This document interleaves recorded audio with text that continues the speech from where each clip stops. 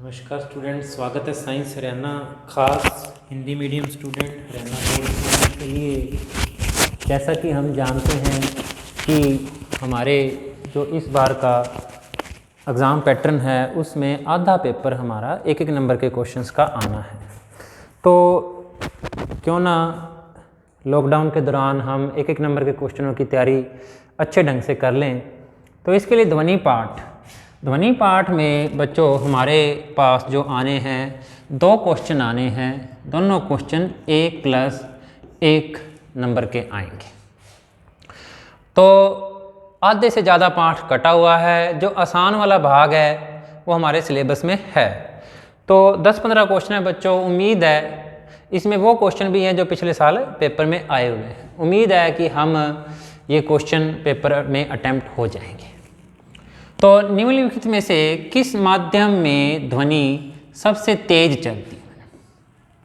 तो बच्चों पता होना चाहिए, ठोसों में सबसे तेज, द्रवों में उससे धीरे और गैसों में सबसे धीरे। तो ठोसों में सबसे तेज चलती है तो ठोस इसमें से क्या है हमारे पास? लोहा। तो उत्तर आ जाएगा लोहे में ध्वनि की गति सबसे अधिक होगी।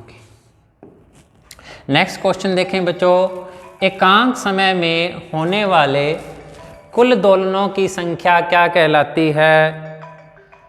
एकांक समय बच्चों कि 1 सेकंड में या 1 मिनट में, यहाँ हम 1 सेकंड की बात करेंगे।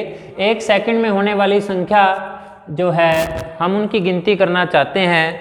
तो 1 सेकंड में जो कोई भी घटना घटती है वो कहलाती है हमारी आवृत्ति। वो कहलाती है आवृत्ति। जैसे एक किसी का हृदय, मानव हृदय 1 सेकंड 1 मिनट में 80 बार धड़कता है, लेकिन एकांक समय यानी कि एक यूनिट टाइम के अंदर, यूनिट टाइम क्या मानते हैं आप? 1 सेकंड। जैसे मान लो एक पंखा, आगे मैंने एक सवाल भी दे दिया, 120 बार चक्कर काटता है 1 मिनट में। तो 60 सेकंड में कितने हो गए? 120। 1 सेकंड में कितने चक्कर काटेगा वो? 2। तो 2 हर्ट्ज उसकी क्या हो गई? आवृत्ति। तो एकांक समय में होने वाले कुल दोलनों की संख्या क्या कहलाती है? आवृत्ति कहलाती है। फ्रीक्वेंसी, इसको हर्ट्ज में मापते हैं बच्चों। ध्वनि तरंग वेग, आवृत्ति और तरंग दैर्घ्य में क्या संबंध है? तो वो पहले जो 2 क्वेश्चन थे बच्चों हमारे सैंपल पेपर के थे। आगे जो क्वेश्चन आ रहे हैं वो मैंने बनाए एक एक नंबर के। तो बच्चों देखो, एक तरंग जब पूरी होती है तो मान लो वो लैम्डा दूरी तय करती है t टाइम के अंदर।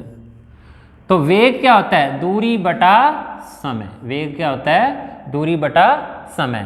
तो हमारी ये कहलाता है, लैम्डा कहलाता है तरंग दैर्घ्य। किसी भी तरंग का तरंग दैर्घ्य उसकी वेव लेंथ या तरंग दैर्घ्य कहलाता है।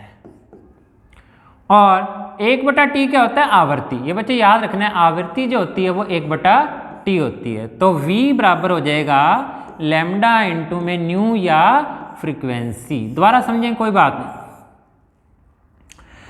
वेग क्या होता है? दूरी बटा समय। दूरी कितनी हुई? लैम्डा। t टाइम के अंदर एक तरंग पूरी हुई मान लो, तो दूरी बटा समय। और दूरी कितनी तय हो रही है हमारी? लैम्डा। कितने टाइम में? t टाइम में।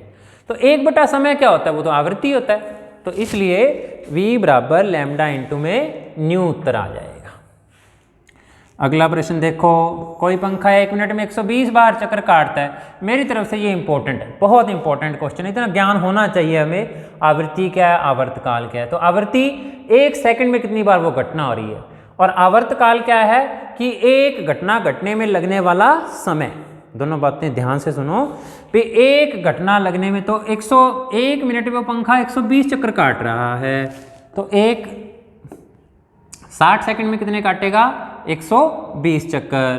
तो 1 सेकंड में कितने हो जाएंगे? 120 बटा में 60, 2 चक्कर। तो आवृत्ति तो होगी उसकी 2 हर्ट्ज। आवर्तकाल भी पूछा। आवर्तकाल बच्चों एक दोलन में लगने वाला समय या एक घटना पूरी होने में लगने वाला समय। तो यहाँ पर आवर्तकाल हो जाएगा आधा सेकंड। अगर ये संबंध आपने ध्यान रखना ही रखना है आवृत्ति और आवर्तकाल में। आवृत्ति और आवर्तकाल एक दूसरे के व्युत्क्रमानुपाती होते हैं। किसी ध्वनि स्रोत की आवृत्ति 50 हर्ट्ज है तो आवर्तकाल होगा, अगला प्रश्न वही दोबारा मैंने दे दिया कि आवर्तकाल कैसे पता लगाएंगे, 1 में आवृत्ति करके, तो 1/50 कर दिया। ये संबंध मेरी तरफ से बहुत इंपॉर्टेंट है, तो आवृत्ति बराबर 1 में आवर्तकाल। तो ये आ गया हमारे पास 0.02 सेकंड। किसका तारतव्य अधिक होगा, बांसुरी का या ढोल का? तारतव्य का लेना देना बच्चों आवृत्ति से है, जिसकी आवृत्ति ज़्यादा होती है उसका तारतव्य पिच यानी तीखापन ज़्यादा होता है। तो बांसुरी की आवाज़ तीखी है, उसकी आवृत्ति ज़्यादा तीखी होगी, इसलिए बांसुरी का तारतव्य ज़्यादा है, ढोल का कम है। लड़की की आवाज़ का तारतव्य ज़्यादा होता है, लड़के की आवाज़ का कम होता है। ध्वनि कहाँ से नहीं गुजर सकती, निर्वात, वैक्यूम। निर्वात का मतलब है बच्चों वैक्यूम से ध्वनि नहीं गुजर सकती, यानी कि जहाँ हवा ना हो, कुछ भी ना हो, वहाँ हम, जैसे चंद्रमा है वहाँ हवा नहीं है तो हम एक दूसरे की आवाज़ सीधा नहीं सुन सकते, क्योंकि ध्वनि को चलने के लिए माध्यम की आवश्यकता होती है। अगला प्रश्न देखो, ध्वनि माध्यम में क्रमागत संपीड़न तथा विरलन के रूप में संचरित होती है। संपीड़न क्या होते हैं, जब हवा के कण पास पास आ जाते हैं उसको हम संपीड़न कहते हैं, और जब हवा के कण दूर दूर जाते हैं उसको कहते हैं हम विरलन। तो कभी वो संपीड़न बनते हैं, कभी विरलन, संपीड़न विरलन। तो संपीड़न और विरलन बन के ही ध्वनि हमारे तक पहुंचती है श्रृंग या ग्रत के रूप में, पता होना चाहिए। ध्वनि संचरण माध्यम में आगे नहीं बढ़ती, केवल विक्षोभ यानी डिस्टरबेंस ही आगे बढ़ता है। ये देखो कितना अच्छा बात है बच्चों कि जब मैं बोलता हूं तो कण आगे नहीं जाते, कण अपनी जगह पे दोलित होते रहते हैं, कंपित होते रहते हैं, बल्कि जो है तरंग या डिस्टरबेंस विक्षोभ आगे जाता है। बच्चों ये नोट्स sciencearena.com पर उपलब्ध हैं आपके पास। नेक्स्ट, ध्वनि विभिन्न वस्तुओं में खाली स्थान के कारण उत्पन्न होती है। तो सबसे बड़ी बात बच्चों कंपन के कारण। किस कारण है, कंपन, यानी कि जब कोई चीज़ कांपती है तो ध्वनि उत्पन्न होती है। जैसे कोई तार है गिटार की, हम बजाते आवाज़ आती है, वो कंपन के कारण।